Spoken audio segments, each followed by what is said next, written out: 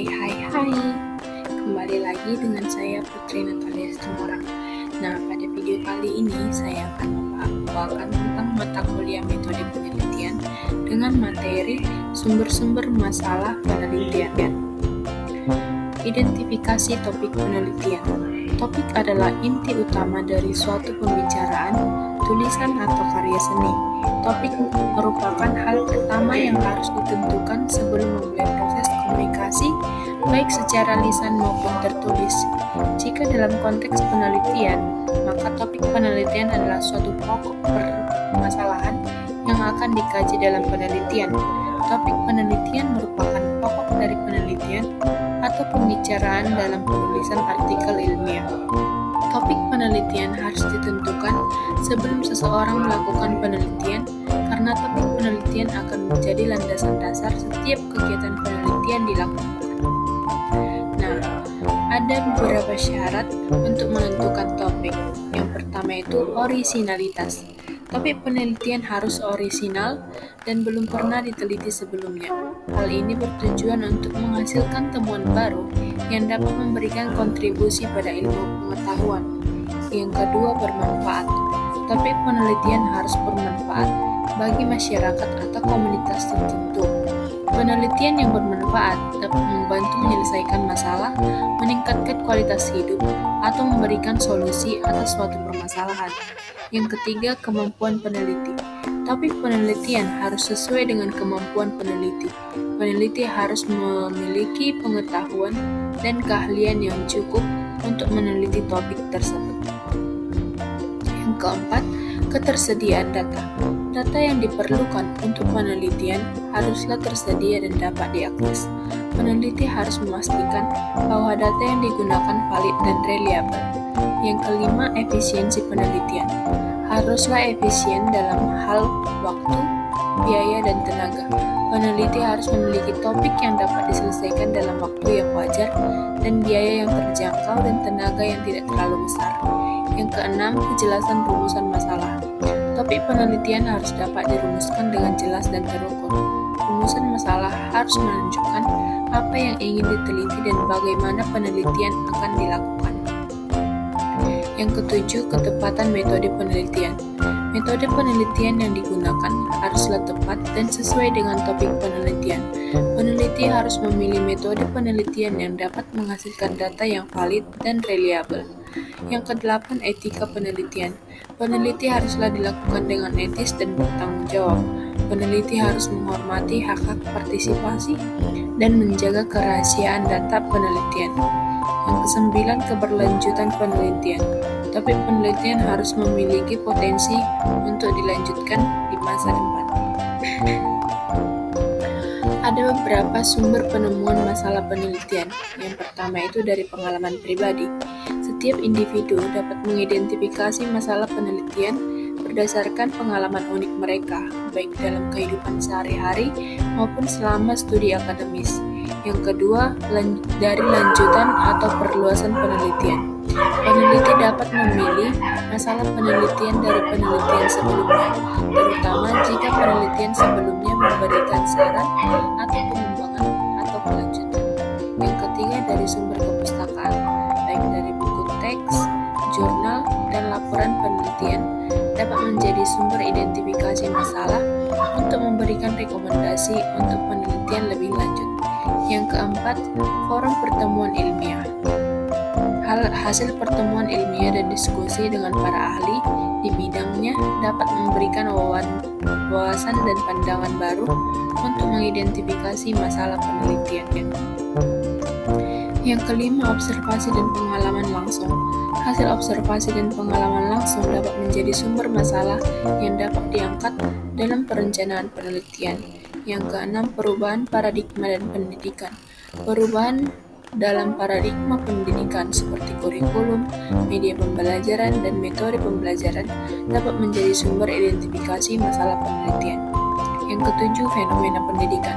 Fenomena pendidikan yang terjadi di kelas, luar kelas, dan di masyarakat dapat menjadi motivasi untuk diangkat masalah dalam suatu penelitian.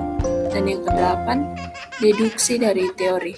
Deduksi dari teori yang sudah ada atau cabang studi yang sedang dikembangkan juga dapat menjadi dasar untuk merumuskan masalah penelitian. Kemudian, identifikasi masalah. Identifikasi masalah dilakukan dengan merujuk pada latar belakang masalah dan mengandalkan fakta serta data yang dapat ditemukan di lapangan. Biasanya, identifikasi masalah diformulasikan dalam bentuk kalimat deklaratif, sedangkan rumusan masalah dituangkan dalam bentuk kalimat tanya untuk memberikan arahan pada penelitian. Setelah menetapkan topik atau masalah umum untuk penelitian, langkah berikutnya adalah melakukan identifikasi masalah sebagai dasar pelaksanaan penelitian. Identifikasi ini melibatkan penyajian rinci atau penjabaran yang lebih terperinci tentang masalah pokok yang telah dipilih, agar penyusunan identifikasi masalah menjadi akurat. Kemudian langkah-langkah identifikasi masalah. Yang pertama, merumuskan masalah pokok. Menyusun pernyataan umum yang mencakup inti dari masalah yang ingin diidentifikasi. Yang kedua, mempertajam dan memperinci masalah menjadi lebih spesifik. Menyelidiki dan merinci masalah umumnya menjadi bentuk yang lebih spesifik dan dapat diteliti. Yang ketiga, membentuk hierarki masalah, yang dimana membuat representasi grafis seperti pohon masalah, peta konsep atau matriks untuk membantu memvisualisasikan hubungan antara masalah-masalah yang teridentifikasi. Yang keempat, menentukan masalah yang akan diteliti. Yang kelima, membentuk batasan atau scoping masalah penelitian. Proses penyusunan mind map. Proses penyusunan mind map dapat disederhanakan dalam 4 langkah, yang dimana langkah yang pertama itu menetapkan masalah pokok yang akan dijelaskan di tengah gambar, dan langkah yang kedua membuat basic. Kemudian ada beberapa tipe masalah dalam penelitian, yang dimana tipe pertama itu keperluan mendeteksi penyebab terjadinya suatu fenomena yang merugikan atau menguntungkan agar gejala dan akibat lanjutnya dapat diatasi atau dipacu. Yang tipe kedua, keperluan memperbaiki kesalahan yang tengah berjalan agar kelemahan-kelemahan yang ada dapat diatasi.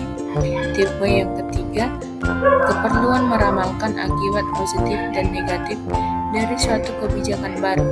Langkah ini dapat diarahkan untuk menaikkan yang positif dan menihilkan yang negatif. Tipe yang keempat, keperluan mengkuantitatifkan strategi kebijakan yang masih konsepsional seperti dapat menjadi operasional. Dan tipe yang kelima, keperluan membuat pendekatan baru atau alternatif guna meningkatkan ketelitian pengukuran mengenai cara pengukuran yang telah dirumuskan oleh teori lain atau peneliti sebelumnya. Perumusan atau penentuan masalah. Yang pertama, rumusan deskriptif, berkaitan dengan penjelasan tentang keberadaan variabel itu sendiri. Fokus pada menjelaskan sejauh apa data yang dimiliki tentang variabel utama dalam penelitian. Yang kedua, rumusan komparatif, melibatkan perbandingan antara dua atau lebih variabel yang terlibat dalam penelitian.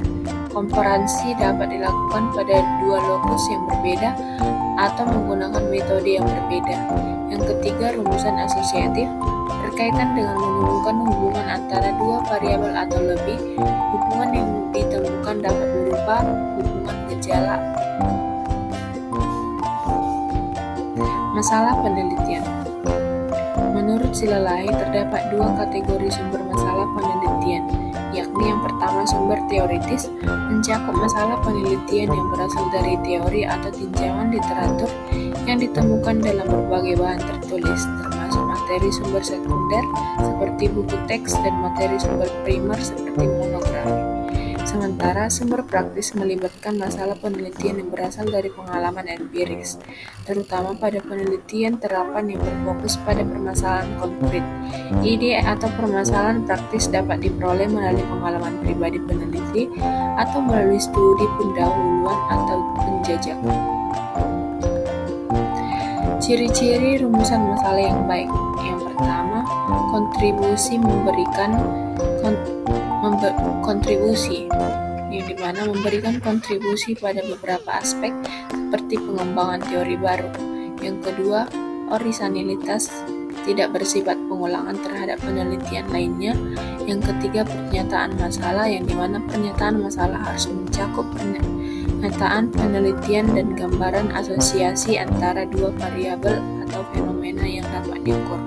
Yang keempat, aspek kelayakan, yang dimana dapat dijawab, dapat memperhitungkan faktor waktu dan biaya sesuai dengan tingkat pengetahuan peneliti dan menyesuaikan dengan dukungan fasilitas yang ada. Langkah-langkah merumuskan masalah. Yang pertama, identifikasi masalah yang terdiri dari definisi masalah, tujuan penelitian, pernyataan penelitian, serta signifikansinya. Yang kedua, menentukan ciri-ciri masalah penelitian yang baik, yang dimana ciri-cirinya itu yang pertama, bentuknya kalimat pertanyaan, singkat, padat dan jelas, ada nilai penelitian, relevansi dan dapat dikelola, serta mengandung nilai penelitian. Yang ketiga, menentukan sumber-sumber masalah penelitian, yang dimana sumbernya dapat dari pengamatan atau observasi, bacaan jurnal atau laporan penelitian, pengalaman pribadi, wawancara, dan informasi yang didapat secara kebetulan. Dan yang keempat, menentukan tujuan penelitian. Tujuan penelitian adalah rumusan kalimat yang menunjukkan hasil yang ingin dicapai dalam suatu penelitian. Dan yang kelima, merumuskan masalah penelitian. Beberapa langkah yang dapat membantu merumuskan masalah penelitian. Yang pertama, paham mendalam tentang topik. Yang kedua, identifikasi pernyataan penelitian utama, identifikasi variabel yang terlibat, pertimbangan populasi yang akan diteliti, serta gunakan bahasa yang jelas dan tepat, dan lakukan konsultasi dan evaluasi.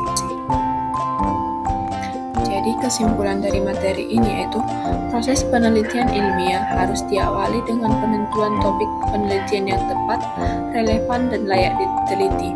Topik penelitian menjadi landasan utama dalam keseluruhan proses penelitian karena akan menentukan arah perumusan masalah, pemilihan metode, hingga analisis dan kesimpulan penelitian.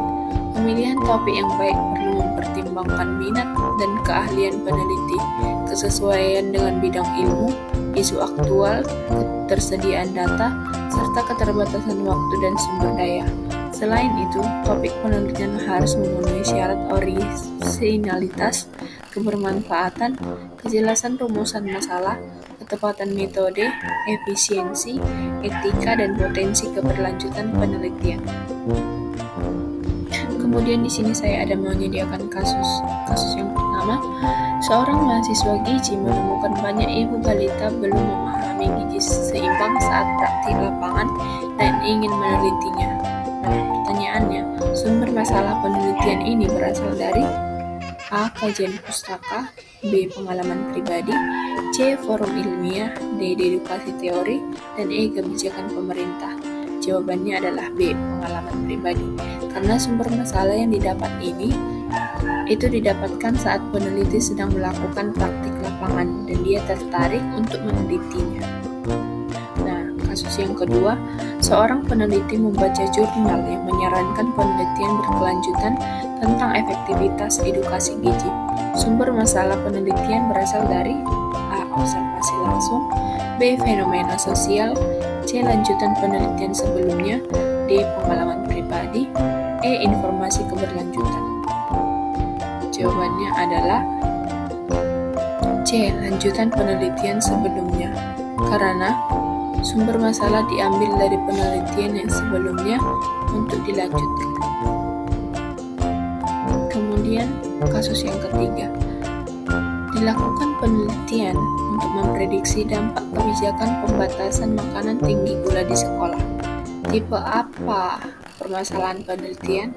A. Tipe 1, B. Tipe 2, C. Tipe 3, D. Tipe 4, dan D. Tipe 5. Jawabannya tipe 3, C.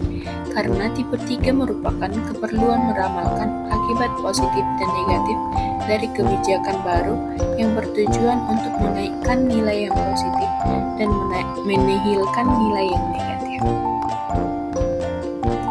Baik teman-teman, teman-teman, jadi sekian yang bisa saya sampaikan pada video materi kali ini. Semoga apa yang saya sampaikan dalam video ini dapat menambah wawasan kita bersama. Jika ada kesalahan saya dalam penyampaian materi maupun tutur kata saya yang kurang jelas dalam menyampaikan materi, saya mohon maaf. Sekian yang bisa saya sampaikan pada video kali ini. Saya ucapkan